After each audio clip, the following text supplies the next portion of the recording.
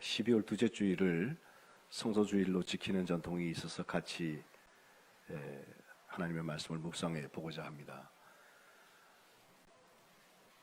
1980년에 제가 감리교신학대학에 들어가서 그때 학교가 계엄군에 의해서 이제 휴교가 된 일이 있어요. 그래서 그 시간에 저는 미국 선생님을 하나 청해서 영어를 공부를 했습니다.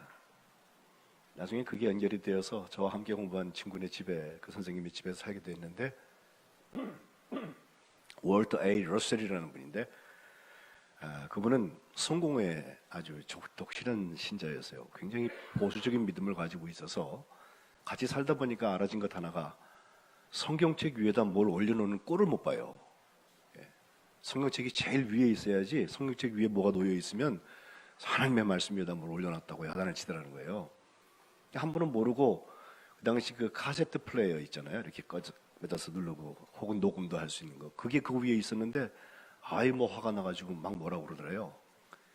그래서 그 친구가 기질을 발휘해서 한 말이 저 카세트가 뭐가 꽂혀 있는지 아느냐고. 그러니까 모른다고. 그 속에 성경을 녹음해 놓은 게 들어있다고. 그러니까 위에 있는 것도 말하는 성경이라고. 그렇게 대답을 했다는 거예요. 글쎄요, 위기는 뭐 면했는지 모르겠는데 정말 하나님의 말씀에 대한 우리의 존경이 어디까지가 있는지를 제게 깨닫게 해주는 사건 중에 하나입니다. 종교개혁자였던 마틴 루터가 라틴어로 그 당시까지 읽어왔던, 그것도 성직자들의 전유물이었던 성경을 일반인들이 읽을 수 있는 말로, 그 사람 독일 사람이었으니까 독일 말로 성경을 번역해냈는데, 번역하면서 구약 성경 해석의 그 서문에 그런 말을 해요. 성경에는 예수님이 그 안에 계신 구유와 강보를 발견할 수 있다. 그렇게 말해요. 그 구유는 더럽고 하찮은 것이지만 그 안에 예수님, 그리스도가 계시기 때문에 아주 값진 것이라고 짧은 말을 했는데 제가 평생 잊지 않는 말 중에 하나입니다. 오늘 우리가 굉장히 쉽게 만날 수 있는 것들에 대한 감사가 적습니다. 가까이 있을수록 소중함을 모르고 살다가 없어진 다음에 그게 얼마나 소중했는지 후회를 하기도 합니다. 심지어 공짜로 주어지면 그거는 가치가 없는 거라고 생각을 하는데 진짜 값진 것은요, 돈 주고 살 수가 없는 것입니다. 공기가 요즘에 미세먼지가 자꾸 와서 저도 목이 칼칼한데 이런 공기가 오염되고 나니까 벌써 우리가 힘들어 하잖아요. 북경에 비하면 여기는 훨씬 더 깨끗한 공기라고 얘기를 하는데 공기가 그렇죠. 공기를 돈 주고 사 먹으라고 한다고 생각해 보세요. 굉장히 큰 문제가 될 겁니다. 사랑이 그렇습니다. 교회가 그렇습니다. 성경이 그렇습니다. 우리의 삶에 찾아오는 하나님의 기회가 그렇습니다. 다 돈 주고 사는 거 아닙니다. 그런데 얼마나 가치 있는 것인지 모릅니다. 오늘 이 성서주일에 마리아와 함께 성탄의 소망을 다시 한번 확인하고 싶은 것은 그녀가 하나님의 말씀에 반응했던 대응 때문에 그렇습니다. 지난주에 우리가 보았던 엘리사벳과 사가랴, 세례 요한의 부모에게 찾아갔던 똑같은 천사 가브리엘이 6개월이 지난 후에 지금 다시 마리아를 놓고 하고 있어요. 오늘 본문 시작에 보면 28절에 찾아가서 제일 먼저 했던 이야기가 은혜를 받은 자의 평안을지어다 주께서 너와 함께 하신다라고 말하죠. 인사치고는 독특한 인사입니다.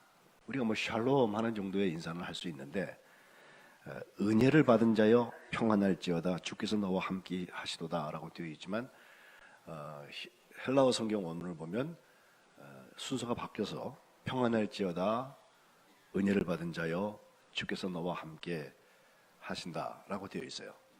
특별히 그 앞에 평안할지어다는 우리가 보통 얘기하는 싸움 안 하는 정도의 샬롬이 아니라 아주 기쁨을 동반한 걸 말해요. 그러니까 거꾸로 이렇게 말할 수도 있어요. 기뻐해라 은혜 받은 자여 주께서 너와 함께 하신다. 주께서 너와 함께 하신다는 이야기는 다음 주에 한번 더 보겠습니다만 예수님의 탄생에 아주 직결되는 임마누엘, 하나님이 우리와 함께 하신다고 하는 히브리 사람들의 아주 독특한 믿음 구조의 중요한 축을 거기에 설명하고 있는데, 주님이 우리와 함께 하시는 것이 우리가 기뻐할 만한 일이고 평강이 일어나는 일이고, 그것이 은혜 받은 자들에게 일어난다는 거예요. 이 천사가 먼저 던졌던 인사말 하나 속에 마리아가 소망으로 대답할 근거가 다 들어 있습니다. 우리는 어디서 기쁨을 얻고 어떤 평강을 지내고 사십니까? 남북 간의 대치 상황처럼 언제 깨어질지 모르는 것처럼 조금만 수가 틀리면 그냥 뒤집고 나의 말을 바꾸는 그런 정도의 기쁨이나 평강입니까? 아니면 우리를 구원하셔서 영원한 삶을 주시는 하나님의 평강입니까? 우리는 왜 기뻐합니까? 재미있고 좋아서 내 마음대로 되니까 기뻐하는 것입니까? 아니면 하나님께서 기뻐하시니까 나에게 그 기쁨이 온 것입니까?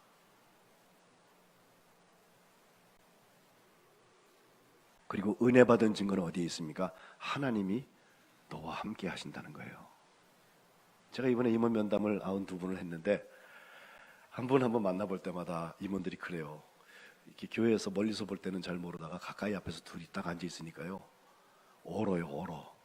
네, 제가 그렇게 무서운 사람도 아니고 저는 편안한 얘기를 하고 싶은데 괜히 두려워가지고 떨기도 하고 말을 잘 잊지도 못하는 분도 계시고, 네, 또 그것 때문에 미리 포비아, 이 두려움이 있어가지고 목사님 제발 저는 그 앞에는 못 쓰겠습니다, 이렇게 말씀하신 분도 계시고 그래요. 예?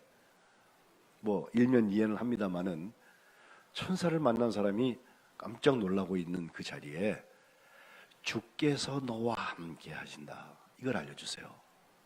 우리는 주님이 나와 함께 하시면 힘들고 어려운 것도 잘 견뎌낼 수 있겠다, 하나님은 나의 능력이 되신다.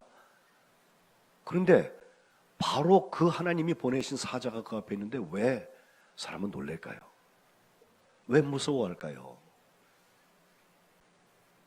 왜 뒤로 숨고 싶을까요? 실제로 마리아도 그 일에 바로 놀랐습니다. 이것은 깜짝 놀라서 무슨 무서운 것을 보고 놀랐다는 놀램과 달리 하나님의 은혜가 우리에게 들어오기 시작하는 전조이기도 합니다. 어쩌면 이 놀램과 그 존경심이랄까, 그 경외심이 없기 때문에 우리에게 은혜가 원천 봉쇄되는지도 몰라요. 더 중요한 것은 놀라고 끝난 게 아니라 마리아가 그 인사를, 어떻게 이런 인사를 내게 주셨는가를 생각했다는 것입니다. 은혜 입은 선원은 그 사건을 철저히 생각하게 되면 그 되새김 속에 하나님의 소망의 문들을 열게 됩니다. 소망은 생각하는 습관에 찾아오기 쉽습니다. 오늘 너무 생각하지 않는 세대들, 너무 생각이 없는 사람들에게는 소망이 가까이 왔다가도 그냥 지나가고 맙니다. 이 생각하는 여인 마리아에게 가브리엘이 다시 선언하는 것은 30절에 무서워하지 말라, 네가 하나님께 은혜를 입었다는 것입니다. 우리는 은혜만 입으면 다 되는 것처럼 생각하는 사람도 있는가 하면 은혜는 아무것도 못한다고 생각하는 사람도 있습니다. 극단적인데 그 사이에 은혜의 역사가 있어요. 은혜를 얻은 구체적인 내용이 뭘까? 이 마리아에게 있어서만큼은 정말 황당한 일이었는데 결국 수태하여서 아들을 낳을 것이고 그 이름을 예수라고 하라는 것입니다. 이것은 누가복음 1장 13절, 지난주에 본 대로 그 세례 요한의 아버지였던 사가랴에게 가브리엘이 가서 똑같이 말할 때에도 내 아내 알리사벳이 너에게 아들을 낳아줄 텐데 그 이름을 요한이라고 해라, 이름까지 아예 정해 준 것, 그리고 수태고지 한 것과 똑같습니다. 예수, 우리가 예수님을 믿는다고 하는데 그 예수라는 말은 요시와 혹은 여호수아 혹은 호세아까지 연결되어서 같은 이름의 뜻을 구조를 가지고 있어서 야훼 하나님, 여호와 하나님께서, 슈아라는 말이 야샤라는 동사에서 나오거든요. 구원하신다는 거예요. 하나님이 구원하신다. 그래서 마태복음 1장 21절에는 아들을 낳으리니 이름을 예수라 하라. 이는 그가 자기 백성을 죄에서 구원할 자이심이라. 이렇게 말하고 있습니다. 죄에서 구원할 자인 예수라는 이름을 오늘 본문 35절에는 나실 바 거룩한 자가 하나님의 아들이라고 일컬음을 받으리라 라고 설명하고 있습니다. 천사 가브리엘을 향하여서 마리아가 내가 남자를 알지 못한다. 내가 남자와 성관계를 할 일이 없는데 어떻게 이런 일이 있겠습니까? 라고 물었을 때 성령께서 대답하신 얘기가 그거죠. 그래, 성령이 내게 임하시고 지극히 높으신 이의 능력이 너를 덮으실 텐데 그러므로 그 나실 바 거룩한 자, 성민이에요. 거룩할 자, 거룩한 자, 그는 하나님의 아들이라고 일컬을 거다라는 것입니다. 우리가 왜 성탄이라고 말합니까? 거룩한 탄생이라고 말하는 이유는 거룩한 분의 태어나신 날이기 때문에 그래요. 성탄의 소망은 조용하고 엄숙하게 우리의 영혼을 압도해오는 무거운 부르심일 수 있습니다. 처녀야, 네가 아이를 낳을 거다. 전도를 해보면요, 이게 걸려서 예수 못 믿는 사람 참 많아요. 에이, 어떻게 처녀가 아이를 낳아? 남자를 모르는 사람이 생물학적으로 맞지 않잖아. 예. 동정녀 탄생이라는 것은 교리 중에서 제일 설명하기 어려운 것 중에 하나예요. 그런데 믿음이 겨자씨만한 거라도 들어가 있으면 하나님이 없던 것에서부터 세상을 만드셨다고 하는 것과 무슨 오병이어나 무리를 걸어가신 거나, 예? 이런 얘기를 우리가 믿을 수 있는 믿음의 근거가 생기고 나면요, 동정녀 잉태를 믿는 게 그리 어렵지 않습니다.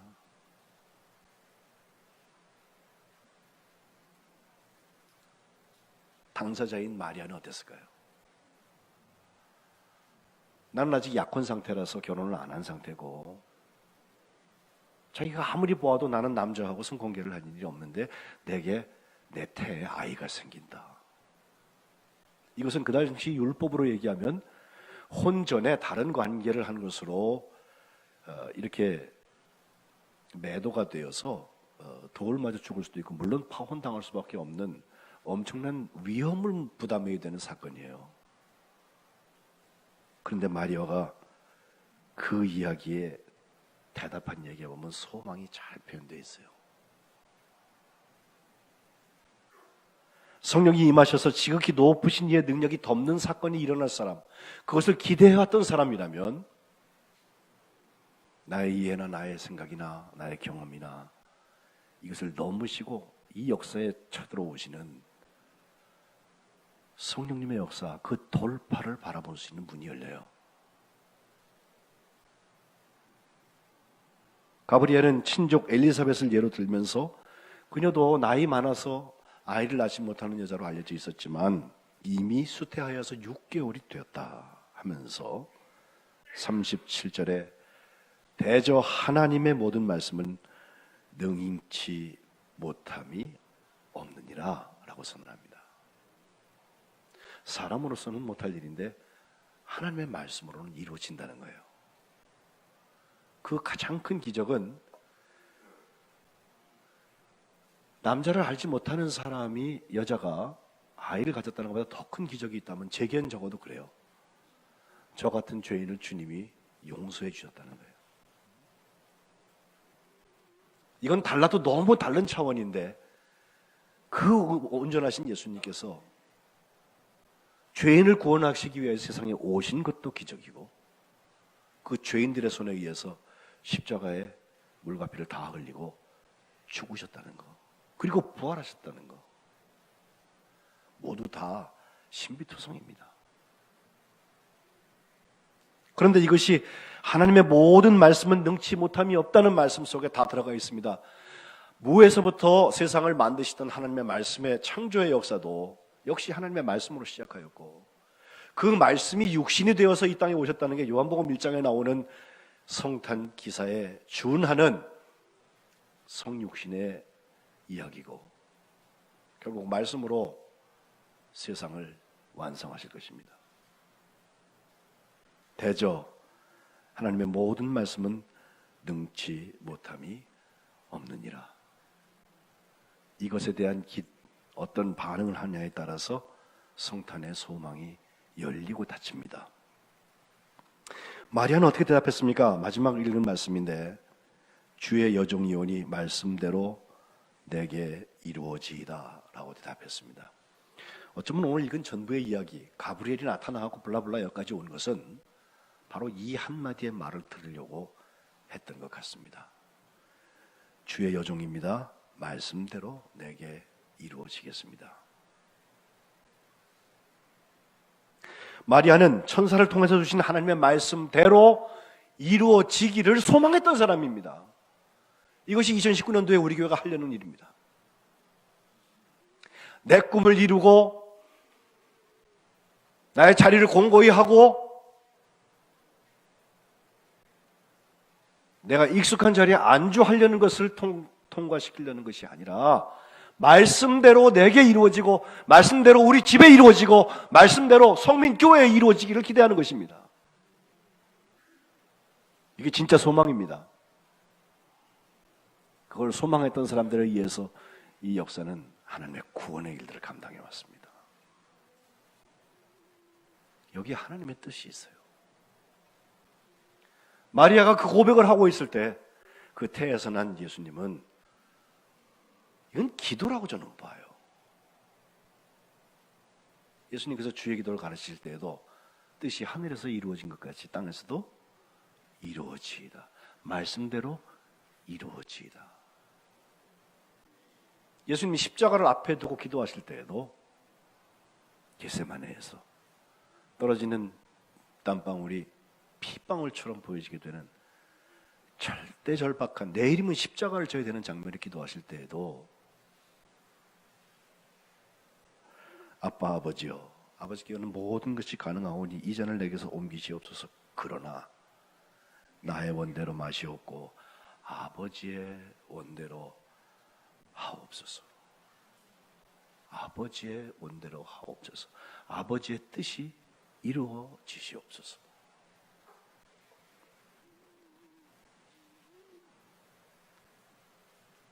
소망의 사람이 기도한다는 것은 기도한다고 다 소망이 생기는 건 아니에요. 특별히 하나님의 뜻을 다 이루는 건 아니에요. 그러나 하나님의 뜻을 이룬 사람을 보면 반드시 하나님하고 소통한 자리가 있어요. 그러니까 하나님의 뜻을 알잖아요.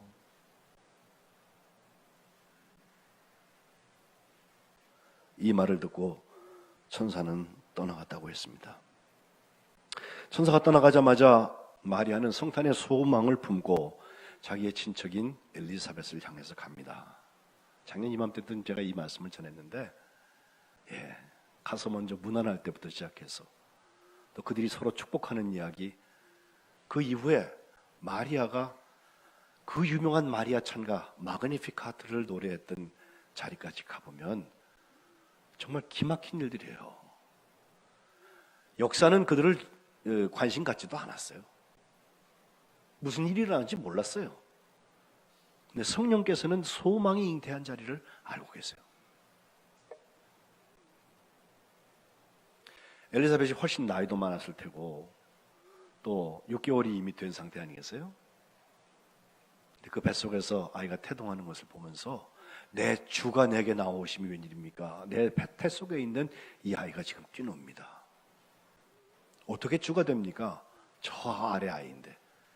마리아는 아직 결혼도 안 했잖아요. 예?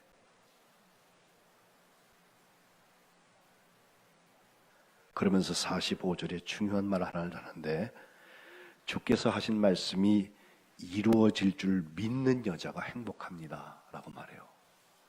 진짜 복된 사람은요, 하나님께서 하신 말씀이 이루어지는 거, 이걸 믿고 소망하는 사람이 행복한 사람이에요. 저는 여러분과 그 행복을 나누고 싶어요. 거기서 하나님이 보여주시는 비전도 생길 테고, 거기서 하나님께서 우리에게 부르시는 부르심도 있을 테고, 거기서 하나님께서 우리에게 주시는 사명도 있을 것입니다.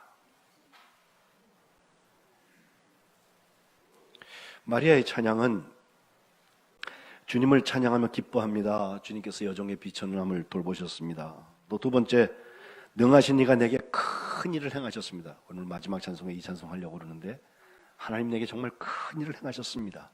그 능하신 분은 어떤 분이세요? 거룩하신 분, 긍휼하심이 두려워하는 자들에게 대대로 불쌍히 여기시는 분, 마음이 생각이 교만한 자를 흩으시는 분, 권세 있는 자를 그 위에서 내리신 분, 비천한 자를 높이신 분, 부자는 빈손으로 내보내시고 줄이는 자를 배불리시는 그분이라고 이야기하고 있습니다. 세상의 가치와 역전이 일어나요.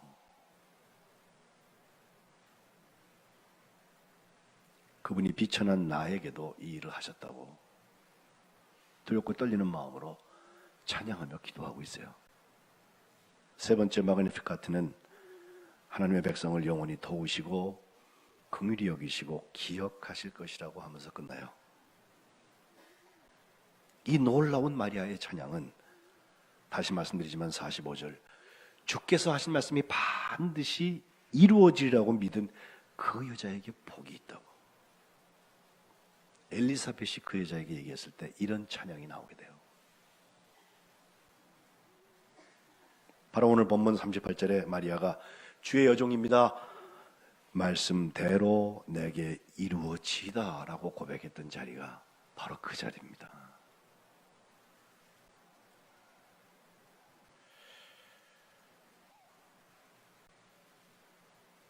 실제로 주님께서 기도를 가르치셔서 주기도를 가르치신 얘기가 성경에 2번 나오는데 마태복음 6장과 누가복음 11장에 한 번 더 나와요. 누가복음판이 조금 짧아요. 우리 주기도 외우는 주기도 말이에요. 근데 그 기도를 이렇게 기도하라고 알려주신 다음에 뭐 구하라, 찾으라, 두드리라 뭐 다 말씀하시고 나서 귀신 쫓아내는 것과 빈집의 위험에 대한 얘기를 하신 다음에 바로 나오는 이야기 하나가 있는데 어떤 여자가 무리 중에서 소리를 높여서 하는 말이에요. 당신을 뵌 태와 당신을 먹인 저 집 복이 있습니다. 마리아가 복이 있다는 얘기예요. 사실 예수님을 칭찬하기 위해서 그 말씀 듣고 하시는 일들을 보니까 놀랐거든요. 그래서 당신이 어떻게 세상에 오게 되었는지, 당신을 뵌 태도 소중하고 또 당신을 먹인 저 집 복이 있다라고 그렇게 여성으로서 얘기를 했는데, 그때 11장 28절에 보면 예수님께서 하신 말씀, 오히려 하나님의 말씀을 듣고 지키는 자가 복이 있느니라. 주님 그렇게 대답하세요. 오늘 하나님의 말씀을 듣고 지키는 사람 누구입니까? 주님이 하십니다. 그리고 열매가 말해줍니다. 제가 지난 한 3, 4개월 동안 함께 성경 교정 작업을 했어요. 그래서 거의 잠을 자지 못하고 살았는데 그 책이 드디어 나왔어요.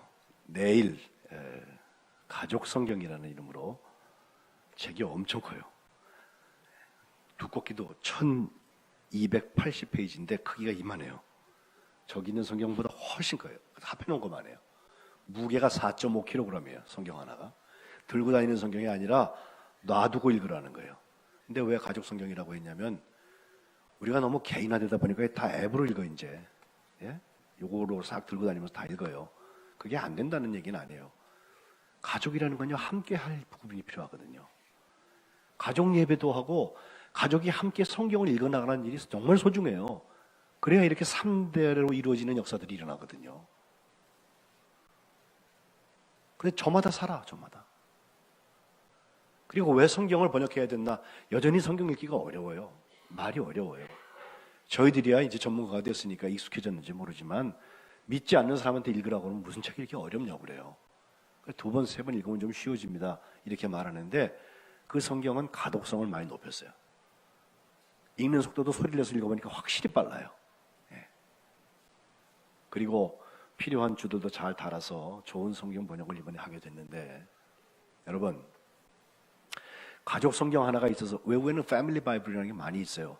그래서 할아버지가 읽는 걸 앞에다 사인해놓고서 읽고 그 다음에 그 아버지에게, 자기 아들에게 넘겨주고 또 돌아가시면 그 다음에 아들이 또 붙어가지고 손주한테 넘겨주고 몇 대째 이름을 앞에 쭉 써가면서 성경을, 손때 묻은 성경을 읽어가요.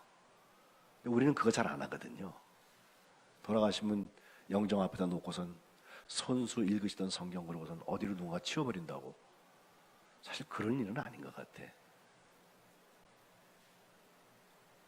처음에 얘기했던 얘기로 돌아갈까요? 성경 위에 무엇이 올라가 있으면 안 된다고 배웠던 세대인데 아니에요. 성경은 자꾸 읽어야 돼요. 헐어야 돼요. 예? 출처도 좋아요. 요즘 성경 사는 거 어렵지 않잖아요. 할 수 있으면 가족도 함께 읽을 수 있으면 좋아요. 왜? 주의 말씀대로 내게 이루어지이다. 그리고 그 준비가 소망으로 열려지지 않기 때문에 지금 신앙이 통증되지 않아. 다음 세대가 몰라요. 그 앞 세대가 어떻게 믿음 생활한 거를.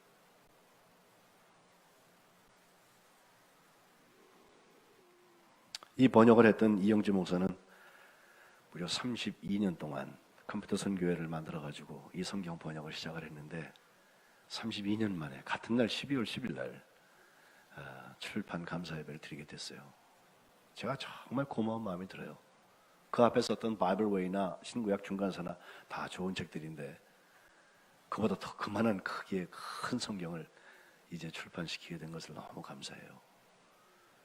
성서주일에 마리아를 묵상하는 것은 마리아에게서 그 소망의 태도를 배우기 때문입니다. 그렇습니다.